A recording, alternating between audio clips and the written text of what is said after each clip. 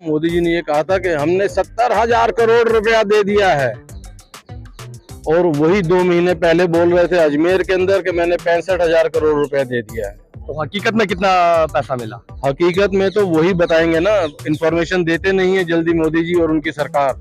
मोदी जी के वहां पे जो अर्थशास्त्री बैठे हैं, मोदी जी को श्वेत पत्र जारी करना चाहिए कि भाई ऐसा है कि हमने जो ये 70,000 करोड़ रुपया दिया है, इसमें अधिकारियों को कितने हजार करोड़ दिया गया और जवानों को कितने हजार करोड़ दिया गया है, बांटा गया है। फौज के अंदर अधिकारी जो है मात्र 3% हैं और जो जवान हैं वो 97% हैं।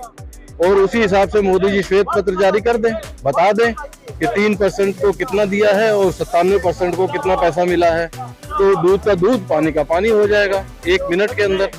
चलिए, कहा जा रहा है कि अग्निवीर भी थोड़े दिन में यहाँ धरने पर आने वाले हैं।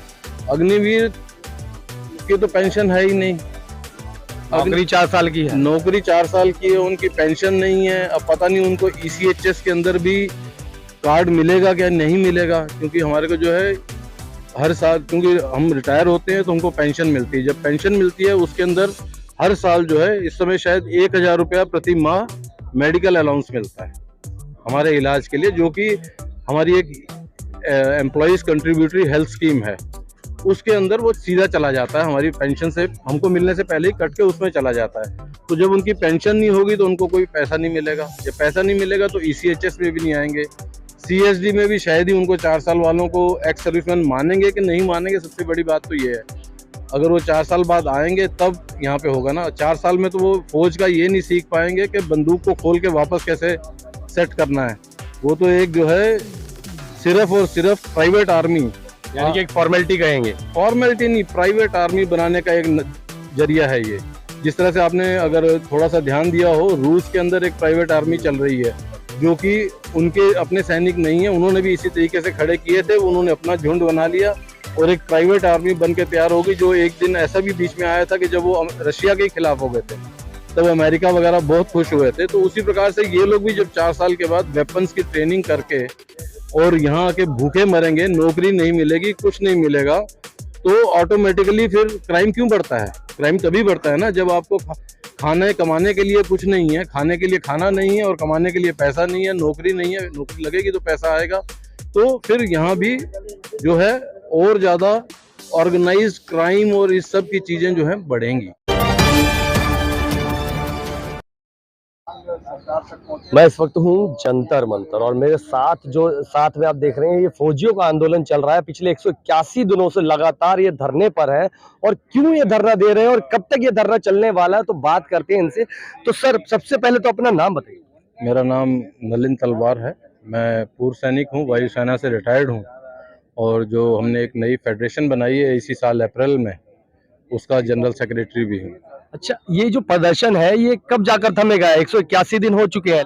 ये 20 फरवरी को एक दिन के लिए शुरू किया था, लेकिन जब सरकार की तरफ से कोई रिस्पांस नहीं मिला है तो इसको होते होते 6 महीने हो चुके हैं। और मुझे नहीं लगता कि हमारे कोई भी साथी इसके लिए तैयार हों कि अब इसको हम बंद कर दें। तो अभी नियर फ्यूचर के अंदर अगर कोई ना भी आए तो मैं अकेला ज़रूर यहाँ पे होऊंगा, चाहे अकेले ही बैठना पड़े, मगर ये धरना जो है कंटिन्यू रहेगा। हमारे साथी उन सबसे मेरा निवेदन भी है कि ज़रूर आएं और रोज़ाना यहाँ पर आप लोग आ सकते हैं, जो भी फ्री हों। मैं ये नहीं कहता कि अपनी नौकरियों से छुट्टियाँ ले के यहाँ पे आएँ, लेकिन जब भी फ्री हो, जिस दिन भी ऑफ हो, जरूर यहाँ पे 2 घंटे 4 घंटे के लिए आएँ। हम लोग हमेशा यहाँ पे अवेलेबल होते हैं। तो ऐसी क्या मांगे हैं आपकी जो सरकार के कानों पर जूं तक नहीं रेंग रही, यानी कि सरकार आपकी मांगे मानने के लिए तैयार नहीं है? नहीं, आप ऐसा नहीं कह सकते कि सरकार के कानों में जूं नहीं रेंग रही है।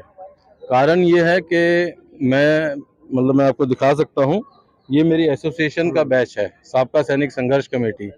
और इंटेलिजेंस वालों ने जो है, मेरे जो जनरल सेक्रेटरी हैं, मैं उसका नेशनल स्पोक्स पर्सन हूँ, मेरे जनरल सेक्रेटरी हैं श्री हरपाल सिंह जी, उनका जीना हराम करके रखा हुआ है। हर दूसरे दिन कभी उनके गांव पहुंच जाते हैं, कभी उनके घर के आसपास इधर उधर इंक्वायरी करने के लिए।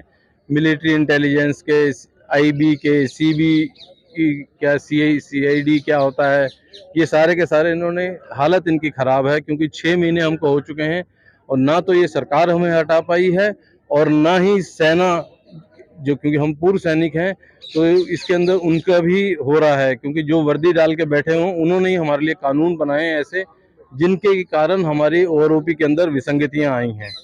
हमारे प्रमोशन के तरीके और ऑफिसर्स के प्रमोशन के तरीके बहुत ही अलग कर दिए उन्होंने। जो चीज़ जवानों के लिए थी वो उन्होंने अधिकारियों पे लागू कर दी, और जो अधिकारियों के लिए थी वो जवानों पे लागू कर दी।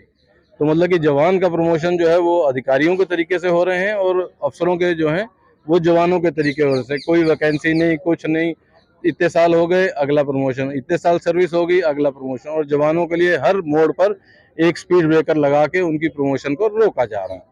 चलिए, मैं एक चीज और जानना चाहता था कि 6 महीने लगभग हो चुके हैं जी। तो अब तक क्या यानी कि उम्मीदें हैं आपको कि कब तक आपकी मांग मान ली जाएगी, या सरकार आपकी कुछ शर्तें? देखिए, सरकार के पास जो हमारी मांगे हैं सिर्फ 6 महीने से नहीं है।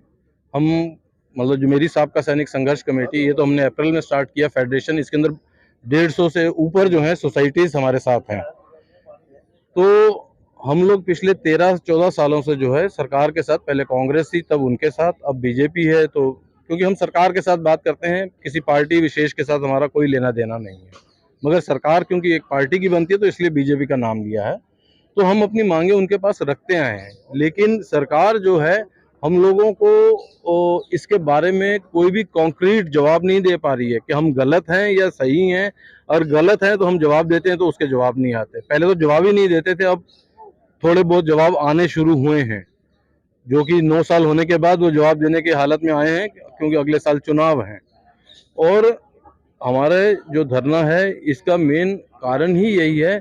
हमने लास्ट में, पहले तो हम ऐसे चलता रहा, लास्ट में हमने ये कर दिया कि अगर सरकार कुछ सोच नहीं पा रही है, कुछ समझ नहीं पा रही है कि ये जायज़ मांगे हैं या नाजायज़ हैं, तो हमारी सिर्फ एक मांग रह गई है कि सरकार जो है सुप्रीम कोर्ट के 3 रिटायर्ड जजेस की एक कमेटी बिठाए, और हमने जो भी डिमांड्स रखी हुई हैं सरकार के पास, हमने बहुत मेमोरेंडम भेजे हुए हैं, तो जो मेन डिमांड्स हैं या जो हमारा लास्ट मेमोरेंडम था उसके अंदर जो डिमांड्स थी वो जो है सरकार के सामने, उन कमेटी के सामने, जजेस के सामने रखा जाए, और जजेस जो हैं 3 महीने के अंदर हमसे हमारे विचार लें, और जो अपना क्या कहते हैं इसको, ऑफिसर्स हैं उनसे लें, दूसरी एसोसिएशंस भी हैं जो हमारे साथ नहीं जुड़ी हुई, वो भी अपने आके विचार दें, पक्ष में विपक्ष में, या उनकी कुछ मांगे हैं तो वो आके उसका अपना मांगों का साथ में रख के बताएं, और 3 महीने के अंदर जो है वो कमेटी का जो भी आउटपुट आता है, जो निष्कर्ष वो 3 जजेस निकालते हैं,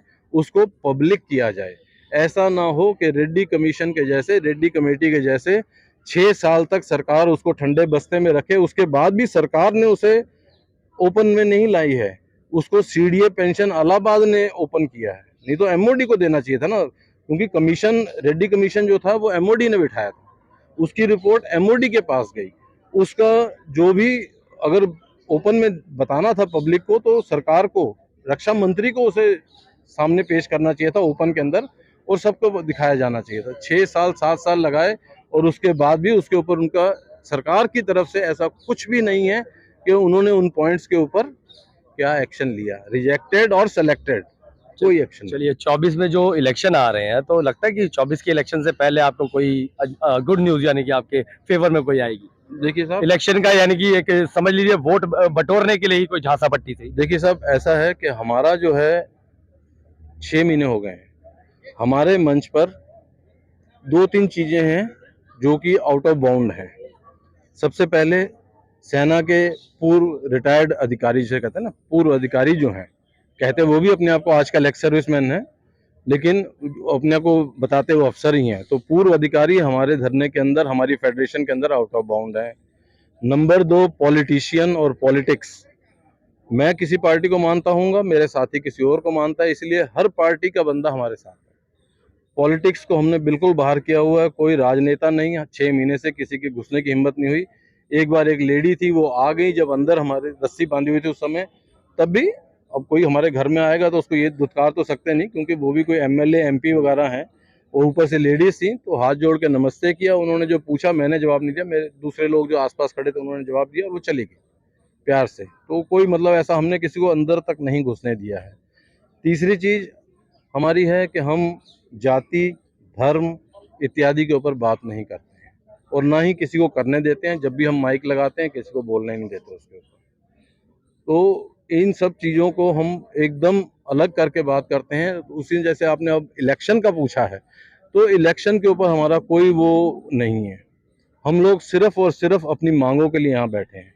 अगर हमारा इलेक्शन की तरफ कुछ ध्यान होता तो 6 महीने के अंदर तो कोई ना, हर 15 दिन 20 दिन के अंदर हम कोई ना कोई पॉलिटिकल पार्टी बदल के और उसके नेता को लाके यहाँ खड़ा कर लेते हैं। नहीं, और मेरा कुछ खाली कहने का मतलब ये था कि जैसे कि आप सरकार- जानते हैं कि मोदी सरकार इलेक्शन से पहले कुछ ना कुछ ऐसा बड़ा अनाउंस करती है जिससे कि कई जो आप लॉलीपॉप की बात कर रहे हैं, आप लॉलीपॉप की बात कर रहे हैं। उसको फौज में हम लोग कहते हैं कि गधे के आगे गाजर टांगना।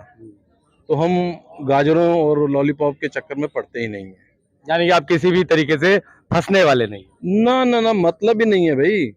कोई भी राजनीतिक दल हो, अगर हमको ये आके कहते हैं ना कि इलेक्शन के बाद अगर हमारी सरकार बनेगी तो आपके ये सारी चीजें मान लेंगे, तो हम उनके पास भी नहीं जाने वाले हैं। चलिए, देश की जनता से कोई अपील करना चाहेंगे? मेरा देश की जनता से अगर कहना चाहूँगा तो साथियों, कई लोग कई तरह की भ्रांतियाँ, कई न्यूज़ चैनल्स, मतलब कि जो यूट्यूब न्यूज़ चैनल्स हैं उसके ऊपर फैला रहे हैं कि फौजियों को ओआरओपी मिल गया है, ये फिर भी यहाँ पे 180 दिनों से बैठे हुए हैं। हम भाई लोगों, दोस्तों, बहनों, माताओं, हम जो है यहाँ पर मक्खियाँ मारने के लिए या सरकार को परेशान करने के लिए नहीं बैठे हैं। हम अपनी सिर्फ और सिर्फ विसंगतियों की बात करने के लिए यहाँ बैठे हैं और हम उनका निवारण चाहते हैं। हम किसी पॉलिटिकल पार्टी को या किसी उसकी सपोर्ट नहीं करते हैं और ना ही लेने के लिए तैयार हैं। चलिए, शुक्रिया।